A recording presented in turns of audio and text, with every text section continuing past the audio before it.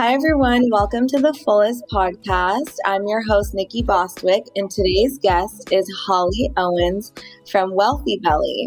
Holly is a health and wellness influencer. She started her account 3.5 years ago to share her health journey, as well as recipes, workouts, skincare tips, and how to live a low-tox and sustainable lifestyle. Holly was diagnosed in September 2018 with Lyme disease and babesia, and began Venom therapy in October 2018 as her form of treatment. After a little over 2 years of Venom therapy, Holly stopped stinging in November 2020 after all of her symptoms had been resolved and is currently still symptom-free. Now she shares education around Lyme misconceptions, how to get a proper diagnosis, what to do if you find a tick on you, awareness around mold toxicity, and how she is continuing to maintain her health and finding balance after years of living a relatively strict and health-focused lifestyle. Not to mention, Holly is also a model. That's not in your bio. I know. Thanks for joining us. Thank you for having me. I love everything that you share, and I love that you share how to get a tick off you. I feel like that is like my number one fear is getting a tick on me. I mean, there's so many fears, obviously, but I don't know. I think, with so much Lyme and so much awareness around it now, I'm always like, are you from the East Coast? Like, how did you end up with Lyme, you think? No, I'm from Nevada. I'm from the desert. So I had moved to New York in 2015. And then about 6 months after I had been living in New York, I just developed all these symptoms. It was just like my health completely took a turn, what felt like overnight. A lot of gut issues, neurological issues, some memory issues, a little bit of neck pain, nothing crazy with the pain. And it just totally threw me for a loop. I had grown up, standard American diet, but no health issues really. And so living in New York, I'm assuming I got it because I would have photo shoots since I model. I would have photo shoots in like Connecticut or in the Hamptons, and would go to the Hamptons sometimes. So I'm assuming I got it over there. I did have a rash on my back, which I didn't really connect the dots for that until about 3 years after all my symptoms, which is what ultimately led me to test for Lyme disease.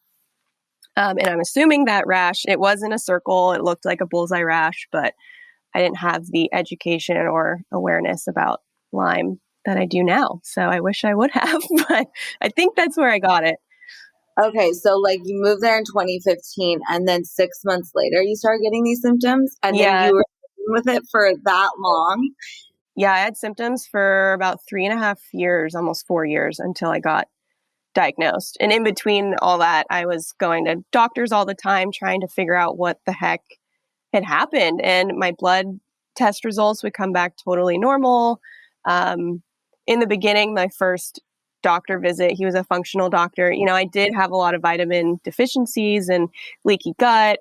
And so he just kind of chalked it all up to be just leaky gut causing the fatigue, the brain fog, the gut issues. So we healed that, but then everything just kind of continued on. So from the beginning, you went to, you tried a bunch of doctors, but then you ended up with a functional medicine doctor. Is that just like, did you have an idea did someone recommend that to you, or how did that happen? My first doctor I ever met with was a functional doctor. I didn't really go the Western route. He had, once we reached our kind of limit and like our max point together, he recommended I go see his gastroenterologist, who's obviously a Western doctor. Within the first visit, it was a 15-minute visit. He just was like, oh, you have IBS. Here's some antibiotics. Come back in a few weeks, blah, blah, blah. I was like, what the heck? I was like, no, he just diagnosed me with leaky gut, and now you're saying IBS, and you just want to give me antibiotics? Like, for IBS? Yeah, I was like, no, I'm good. Thank you. So then I went back to the functional doctor. He recommended I go see a different gastroenterologist. And so, because most of my symptoms were gut related, so he was just looking at the gut.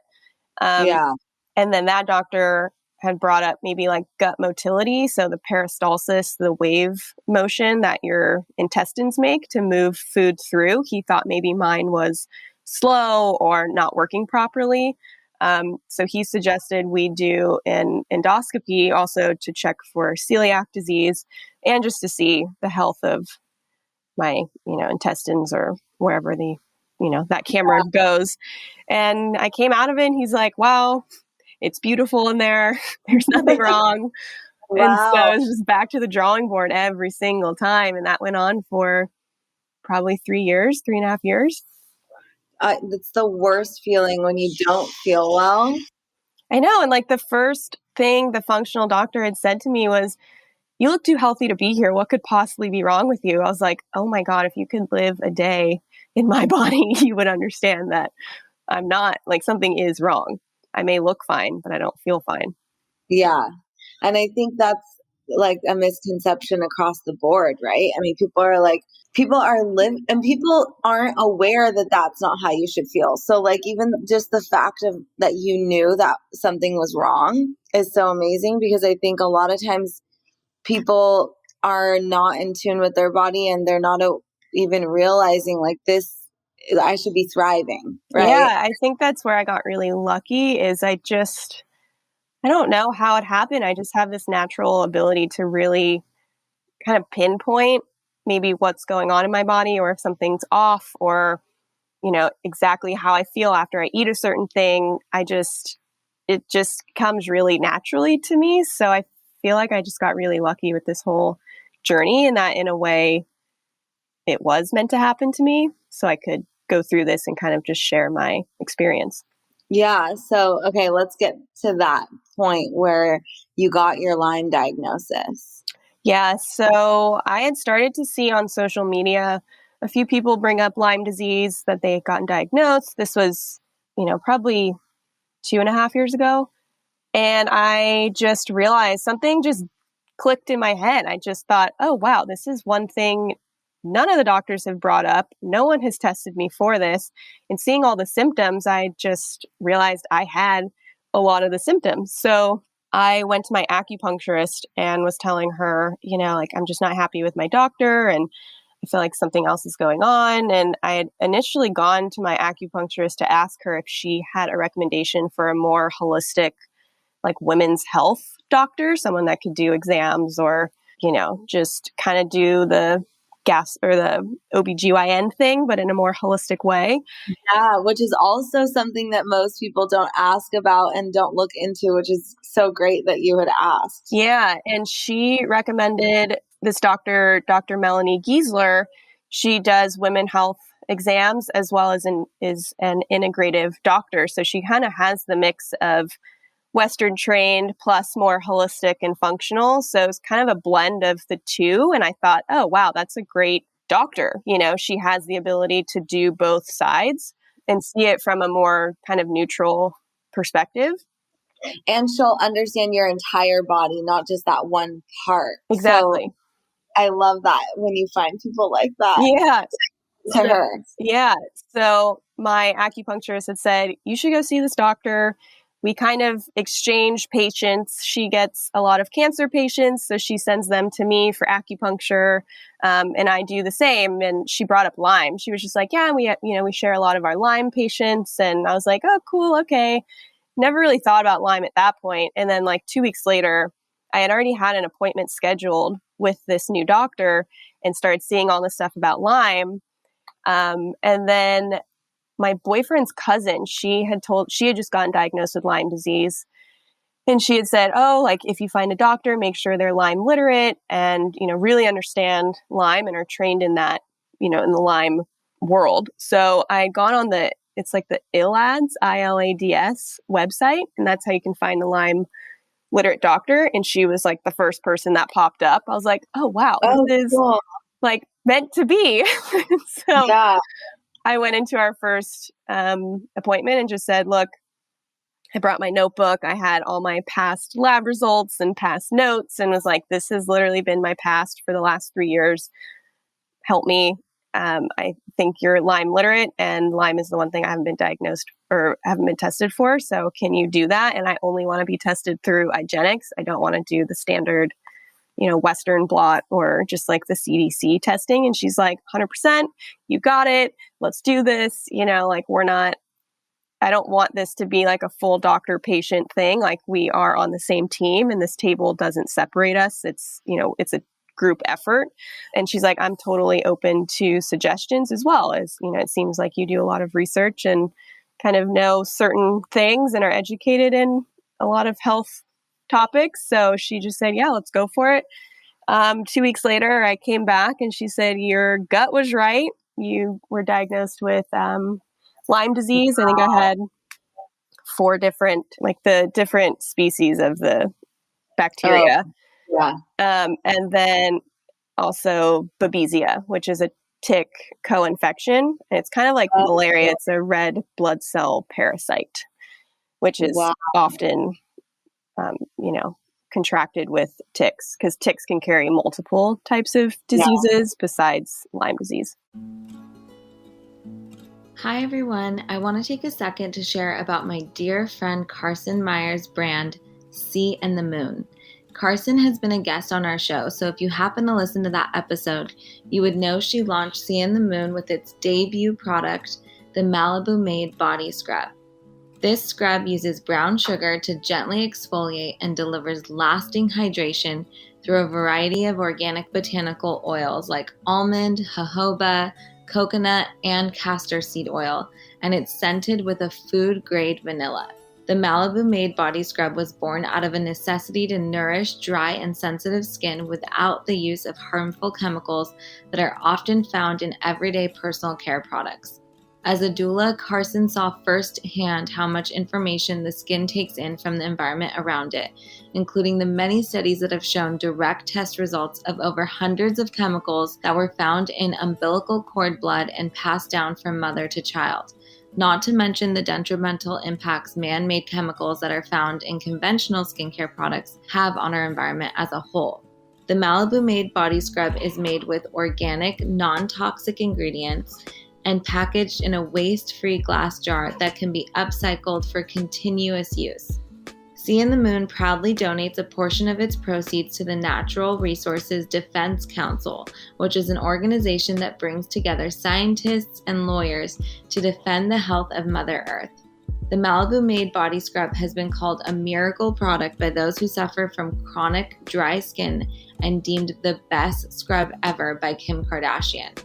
So for 20% off your Sea and the Moon order, use code FULLEST20 at checkout. So can we go back to the test that you did and that you mentioned you didn't want to do the Western or CDC one?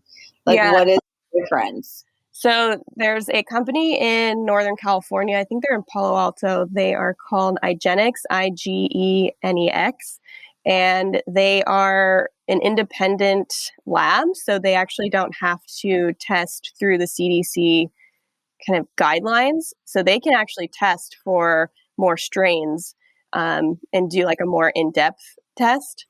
And then they compare it to the CDC test. So a lot of the times the CDC will say, oh, you're negative for Lyme, even though you have these 2 strains, but it's actually not enough to consider that you tested positive. And you're like, okay, well, things are popping up clearly. So for mine, I had like 4 different strains, but the types of strains didn't match up to what the CDC considered as a positive diagnosis. Interesting. That they wouldn't care. Yeah. So if I would have just done the traditional one, I would have gone back to the drawing board again because it would have come back as negative. Yeah.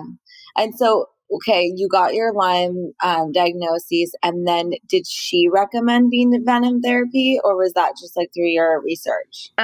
Okay. No, she did not initially recommend it. I had gone back to her that when I got diagnosed, she's like, okay, here's some treatment options. We can do these herbal tinctures and ozone transfusions and, all this stuff. And I was like, whoa, okay, this seems really expensive. So I tried the tincture she gave me for 3 days.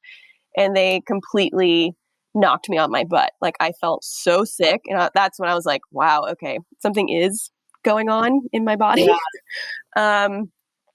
But I had told her my friend did bee venom therapy. She's been totally healthy and no symptoms have come back for 3 years now. Like she's totally thriving.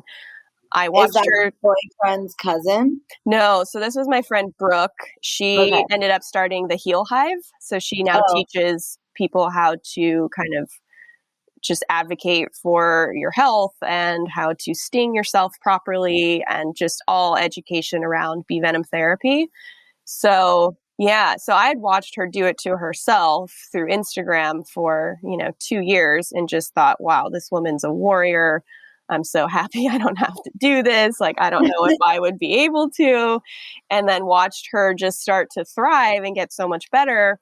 And then I got to meet her in person. I'd already been following her. I got to meet her in person about 6 months before I got my Lyme diagnosis. It just felt like it all just lined up perfectly. Like this was all supposed to happen for some yeah. reason. And so she had told me, yeah, you should get tested for Lyme disease. So I was like, okay. So once I got the diagnosis, I called her and just said, it's positive. She said, okay, like I'm here to support you and help you if you want to do bee venom therapy. If not, I totally get it. And so I just went to my doctor and was like, this is what I want to do. I don't want to try other things first. My gut's just telling me to do this. And my doctor, thankfully, was totally on board. She had heard of people doing it before. And, this was almost 3 years ago. So it was before, it's really become more of a thing now. And like no one was doing it back then, like on social media, or there Yeah. wasn't really, I think there was a total of like 10 images in the hashtag for bee venom therapy. And now there's thousands. It's really crazy. So How do you do it? Like you go to someone well, okay, so because my Dr. Sadeghi, like he has the Beehive of Healing, like he does it, but mhm, I've never done it with him, but he's like a big advocate for it. yeah. But I still don't know how it's done. Like I think they just basically you go to someone and they sting you. So that's one way to do it. There's a documentary on Netflix called Unwell, and my friend Brooke, who taught me, is actually in it. She is like one of the experts for it. And then they also follow 2 other practitioners that do it in a more like acupuncture type of way. So like you go, you lay on the table, they do it for you, and then you leave. But the way I was taught and the way most people with Lyme disease do it is you do it to yourself. So you're Oh, taking back the control. You're not relying on someone else. yeah. It's back in your hands, your health. So she How taught often? me, yeah, so she taught me how to do it in her friend's living room one afternoon. And then I just told her, I was like, this is what you're meant to do. Like, you need to Oh my continue God. teaching people. And then she created a whole business out of it. And it's amazing. She's helping hundreds of That's people. so cool. Yeah. But So do you keep how did you do it? yeah, I would get in the beginning, I would get bees shipped to me in Oh my overnight, yeah, in overnight mail.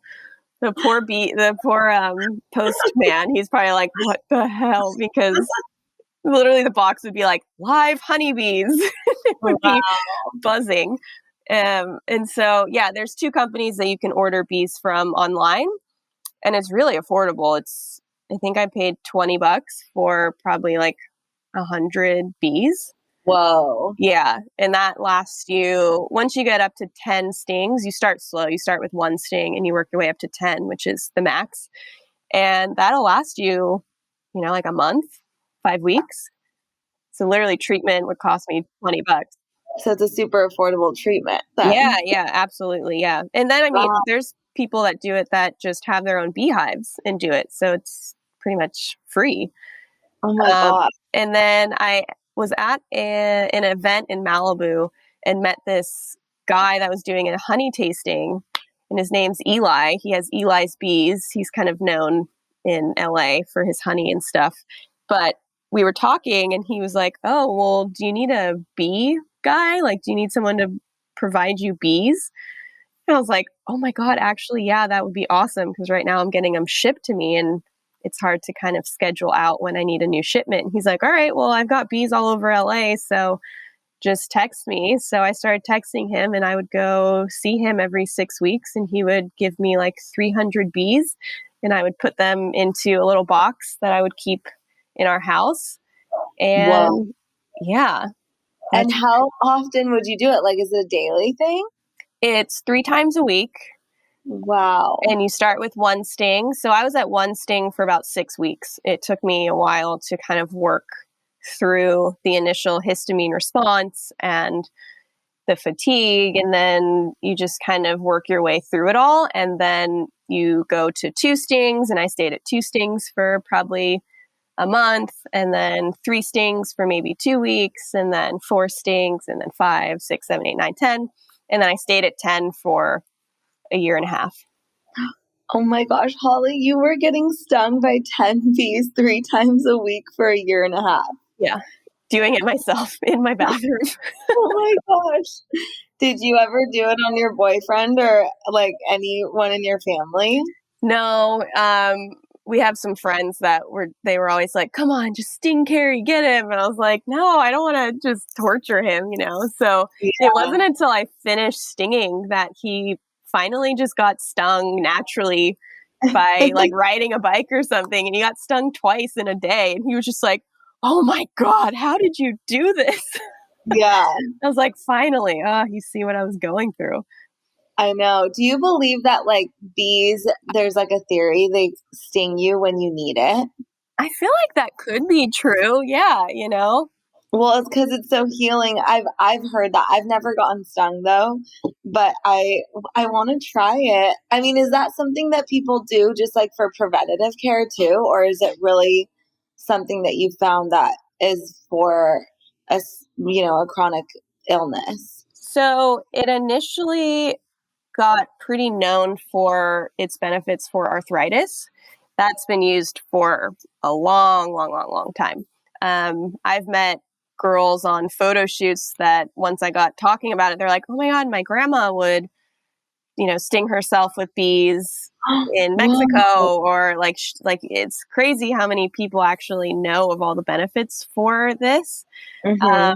And then, people do it for MS and lupus, rheumatoid arthritis. So you can use it for other things and for autoimmune diseases. So it's not just used for Lyme disease, but, I don't think you want to just go out and start stinging yourself with bees. You should definitely work with someone or get educated in it before you start. It's just like any other treatment. There are risks with it.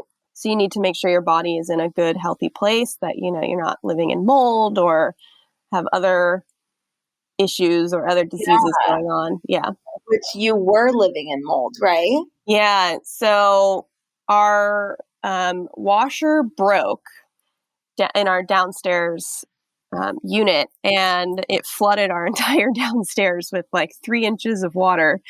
And this was after I'd already started stinging. And then I think that triggered mold in our place, which I didn't realize, but I just started feeling like really puffy, a lot of sinus issues. That's when my skin started acting up too. I got a lot of breakouts on my forehead and all over my face. And then we finally moved out of it, but I was already stinging for about a year. And It's not recommended to do that because the mold can totally hinder any healing or any progress that you're getting throughout the treatment for Lyme. So then the pandemic happened, so we moved out. We've been living up in Santa Barbara with Carrie's parents, and it just felt like within 2 weeks, there was a massive shift. I just felt like I lost a lot of inflammation and puffiness, and my skin cleared up. And then I continued stinging for, another year, and then finished all the treatment. Hey everyone, I'm interrupting this episode to tell you about a recent decision I've decided to make. As you all know, I'm always trying to find ways to live more sustainably. And since becoming a mom, there were a few situations that challenged my commitment. I knew diapers were the #1 contributor to landfill waste, but I also knew the best I could do at the time was source the most eco-friendly disposable diapers I could find. However, I'm now in a place where I'm ready to implement an even more sustainable practice. And after learning that there are over 32 billion disposable diapers being thrown away every year in this country alone, I've decided cloth diapers are the way to go for my baby girl. I came across the brand Assembly, and I feel empowered and supported through their cloth diapering process. Basically, they've created an entirely new cloth diapering system that is sustainable and organic, and where you only need 44 diapers from birth to potty training. Not to mention, they're made from 100% certified organic cotton, which was a huge deal to me. They also provide everything from reusable or disposable wipes, eco-friendly detergent, and diaper creams that are actually made from the cleanest ingredients I've ever seen on a baby product that's marketed towards diapering babies. Literally, they have everything you need to live less disposably without having to sacrifice convenience. So if you or someone in your circle are expecting and or a new mom and are also looking for ways to care for your baby and the planet, I'm so happy to share with you that you can now take advantage of our fullest discount. Currently, Assembly, which is spelled ESEMBLY, is offering 15% off your first order. Just use the code THEFULLEST at checkout. So November 2020, right? That's when you were done. And Yeah. Is it weird to stop? Like, how did you know? Yeah, I cried. I was at my mom's house. I was visiting my mom, and I did my last. It just felt like I was coming to the end of it. There's no real hard stop. It's not like they're like, okay, you're done. You just kind of start realizing, oh, I have less symptoms. I've been doing it for this long. Let's stop and see how I feel. And I had started to naturally forget about my sting sessions, and it just felt like it was becoming less a part of my routine. Mm-hmm. And I just felt like it was time to start wrapping my head around finishing. So I finished, and I was at my mom's house in the bathroom, and I did my last sting, and I just started crying. I was just like, oh my God, like what a journey this has been. What a crazy 2 years. I can't believe I did this. And in the beginning, it seemed like 2 years was so long. I was like, oh my God, I'm almost going to be 29 by the time I'm finished with this. Like that, I'm going to miss out on so much because, you have to make sacrifices to heal. Yeah. So, there was a lot I couldn't do. You were living in New York when you got diagnosed, and then you moved to LA, and then you moved to Montecito, and now you're going to move back. But like, what brought you to LA? So I had been in LA for about 9 years and then moved to New York for a year. Well, I had moved to New York to just move to New York, but then my boyfriend and I started dating a month before I moved, and he lived in LA. And I was like, oh no, what am I doing? But I knew I wanted to live in New York at least once, so I decided to still move to New York, and he stayed in LA. And then after the year, I was just kind of like, I just feel more like myself and more at home in LA. So I came back. So I didn't get diagnosed until I lived in LA again. Oh, okay. I thought the doctor that you were working with was. No.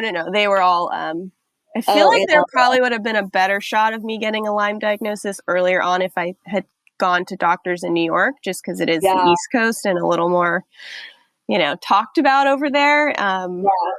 So I feel like that could have changed a lot probably if I would have looked into doctors over there. Yeah. But so did you continue to like do testing and stuff like while you were doing all this, the Venom therapy? Like how would you kind of gauge that? No, I mean, I did testing just for blood work, but nothing regarding Lyme really. I'm sorry to interrupt. I'm just like amazed because most chronic illnesses and all these things like you mentioned, I mean, obviously you changed a lot of your lifestyle and you kept getting more and more into wellness and like you have this whole platform and stuff now, but still like most of these treatments cost so much money and people have to do so many different things. And so to say like I did bee venom therapy to heal my Lyme, and that was like the main thing that healed it, and it was like a 2-year process or whatever. That's incredible in terms of like how much it costs. Yeah, I mean, comparing the one ozone IV transfusion I would have had to get, she was telling me to do it probably 2 times a week for, a couple of months. Just one ozone session would have cost probably 6 months worth of bees. Oh my God. That's 6 months worth of treatment. And yeah, I mean, bee venom's all I did. I didn't add in many other things. Of course, I incorporated other healing modalities like coffee enemas, colonics, lymphatic drainage, mindfulness, kind of trying to not let the disease take over my identity and really separate myself from it and just know that this is just a part of my life, like a chapter in my life, and it's not my life. And I think that really helped because I never wanted to be like the Lyme girl or, I'm Holly and I have Lyme. Like I didn't want that for myself. And that's why I was nervous with my Instagram. I think there's a lot of fear around it for your social media presence. I didn't want people to only associate me with Lyme. I wanted to be more than that. So I really tried to not only talk about that on there. Yeah. I mean, and you talk about all sorts of things. It's said in your bio too, but I just love how curious you are and how you share things in a way. It's just so genuine. It's like, look, this is what I've started to learn about, and this is what I'm sharing with you guys. And it's because I genuinely think that it's interesting. But you have this entirely other, this whole other career on the side. Yeah. Too. Of modeling. And I mean, I'm so curious about that too. And I'm in terms of how much time that takes up for you. Yeah. I mean, so up until this last year, modeling was my full-time thing and Instagram was just on the side when I had time and would do it kind of while I was traveling. But then the pandemic happened and modeling kind of shut down for a few months. So I didn't have any jobs going on. So I really, put a lot of time and effort just into Instagram and trying to grow and build more and just keep sharing. And then now, I mean, the Instagram thing is kind of my full-time job and modeling's now kind of on the side because it hasn't fully come back to normal. But yeah, I'd say at the peak of everything, and this was during the peak of all my health issues too, I was at the airport probably once a week traveling, sometimes would fly to London for literally 24 hours for a photo shoot and then fly back. And it was so much. And I didn't realize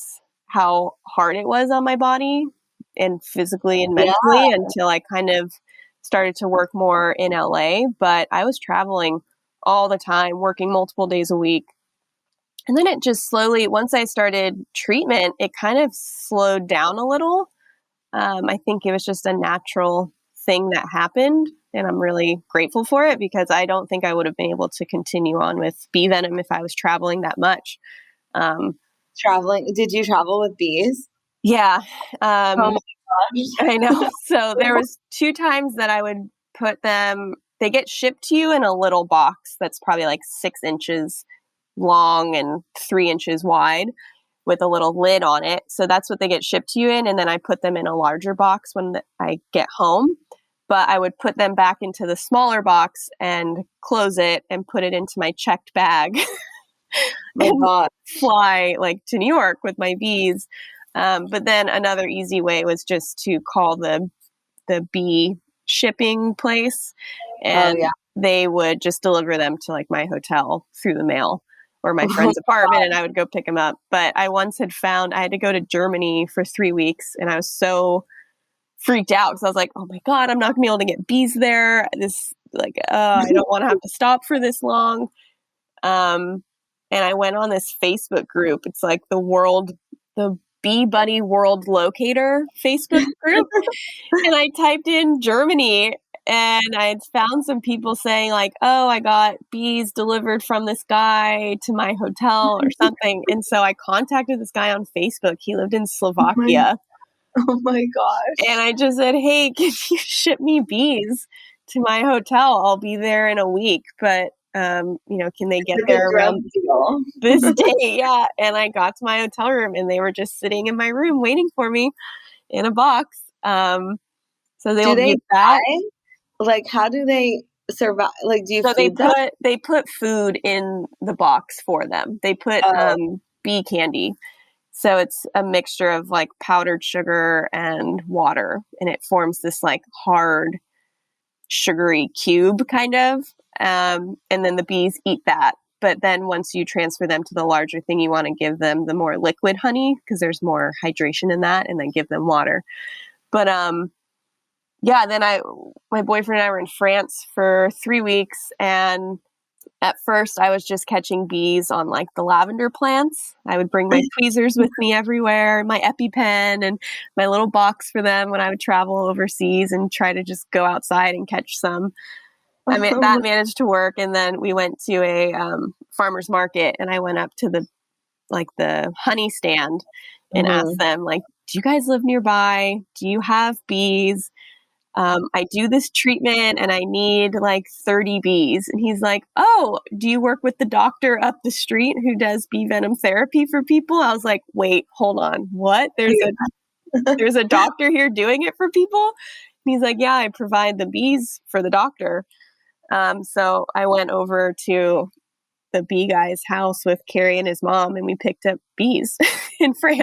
That's so funny. So there's a way to make it work, but it's a lot of stress kind of to figure it all out. So what are you thinking now that you're done? Like, you're obviously so passionate about wellness.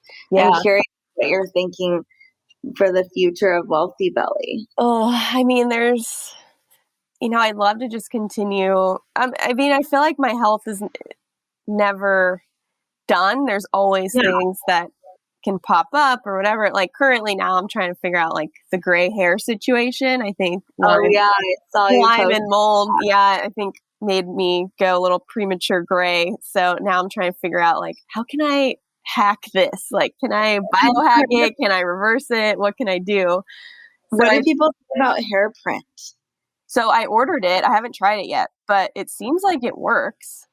I'm curious. People have said it works. So yeah, I'll be the guinea pig. That's the thing is, I just love being the guinea pig for things. I think someone's got to do it, and if there's a positive, if there's a positive outcome from it, then I'd love to try it and share about it. But no, I mean, I'm working on a product right now. It's still a oh my secret gosh, product. Yeah, so I'm excited. I think I'll start formulating stuff in the next few weeks, but we'll see if it actually works and happens. But how do you feel?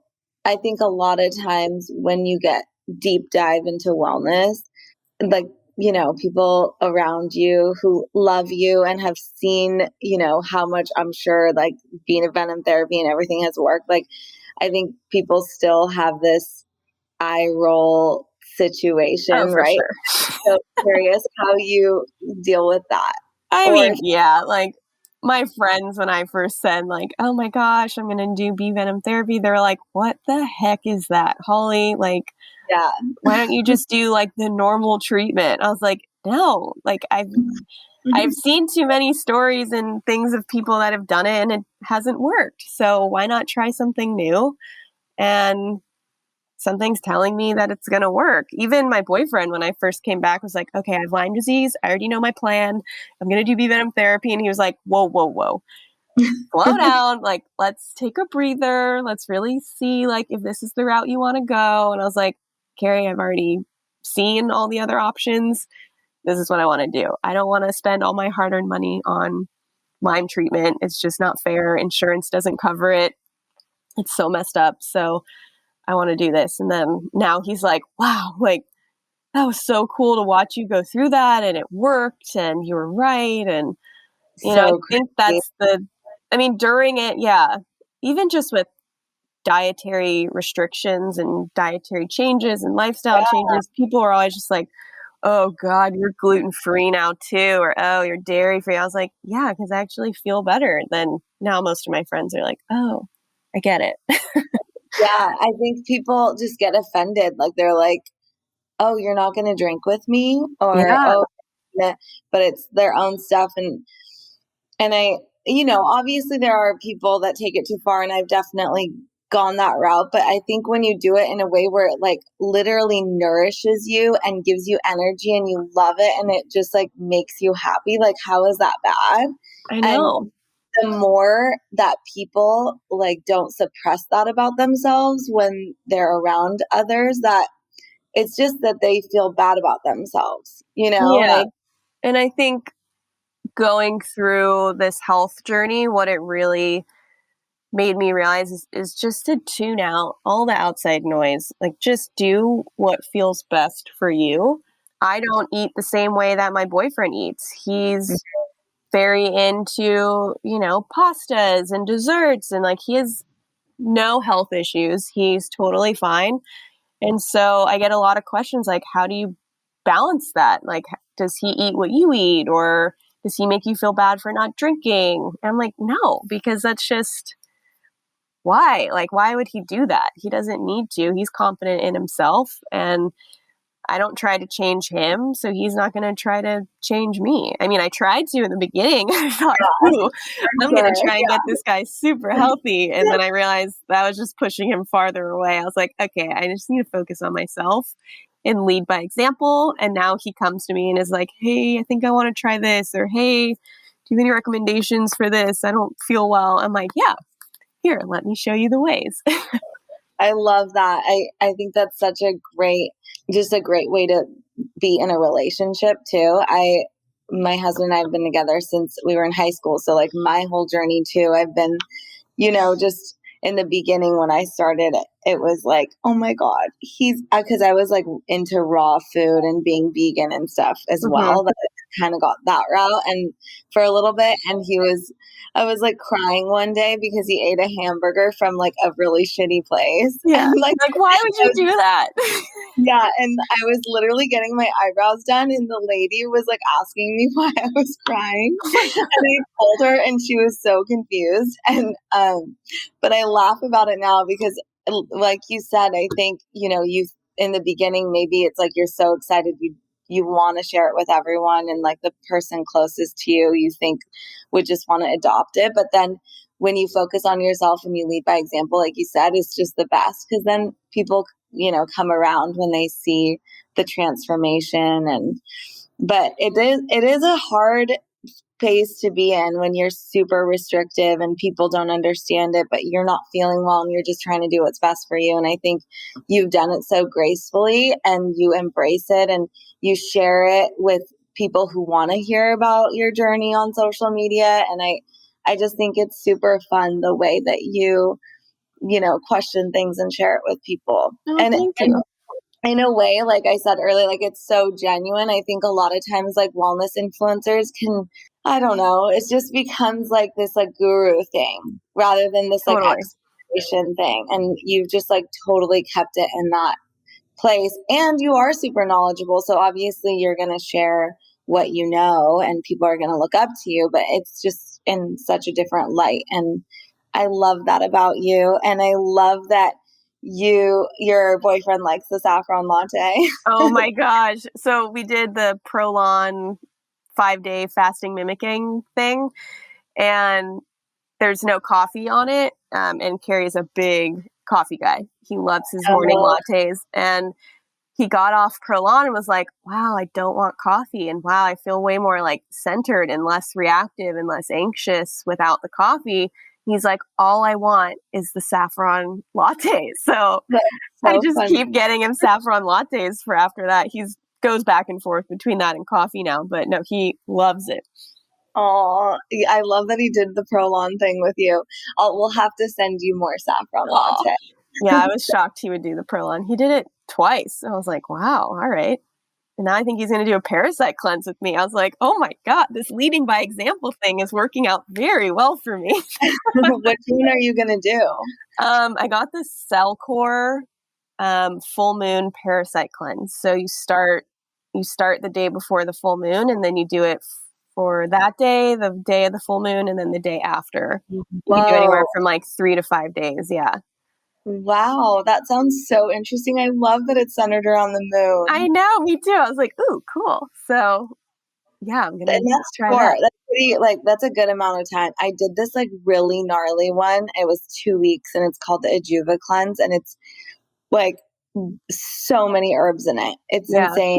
Fast before. So it's like kind of like a 6 week thing because you Uh-huh. like fast before and fast after and then like in between too. But like 3 to 5 days is manageable. That like Yeah. I got so sick when I did it because I was like going spring water hunting in Bend, Oregon, and like totally drank out of a spring that had parasites Oh and my like I gosh. the water and it was this like whole ordeal. But spring water is still really good. Yeah. No, I mean we have dogs, and I guess there's parasites on like dogs and their tongues Yeah, and their fur. I was like, oh god, I probably have a ton of parasites. I I'm let them lick me all the time.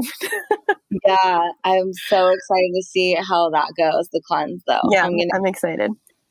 But I just want to say thank you for joining us and sharing your story. And I think one of the most profound things is really this, idea that it doesn't like you knew from the beginning, I'm not going to spend all my money on this, but I still want to feel better.